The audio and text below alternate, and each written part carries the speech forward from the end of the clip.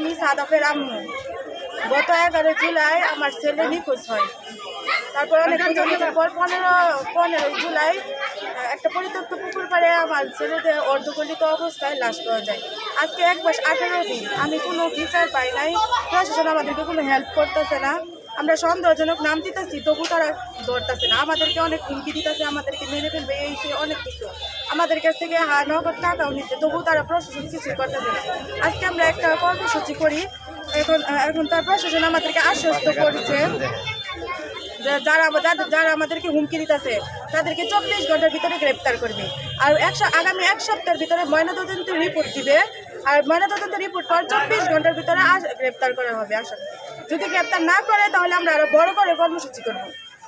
সবাইকে আমি একটাই বলবো, যারা বড় বড় চেয়ারে বসে আছেন তারা আমার জায়গায় একটু এসে দেখেন সন্তান হারানোর যন্ত্রণা কেমন।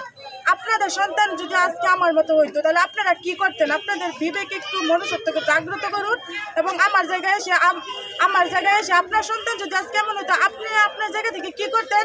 আমি চাই আমার জন্য আপনারা এইটাই করেন। আমি সঠিক বিচার চাই। যারা আমার ছেলের সাথে এমন করছে আমি তাদেরকে দৃষ্টান্তমূলক শাস্তি চাই। আমার মতো যাতে আর কোনো, আমার ছেলের মতো সাদাব যাতে আর কোনো সাদাব এমনভাবে না মরে, আমি প্রশাসনের কাছে এইটাই চাই। যারা বড় বড় প্রধান উপদেষ্টারা আছেন তারা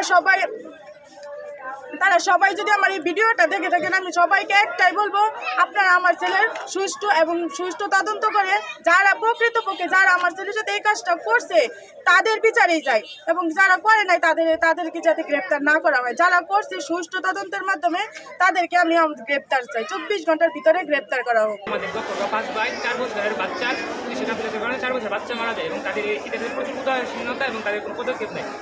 এই জন্য আমরা একটা কর্মসূচি পালন করি।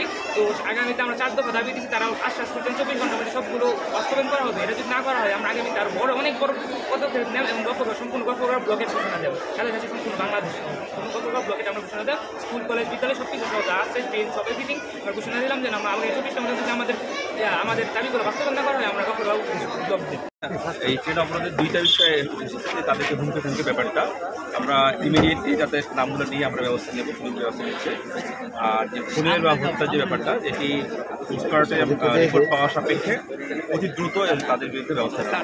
আমরা এই পোস্টমার্টের রিপোর্টের জন্য ওয়েট করতেছে। রিপোর্ট পাওয়ার পরে আমাদের যে ব্যবস্থা না থাকে আমাকে অতি দ্রুত সে ব্যবস্থা নেব।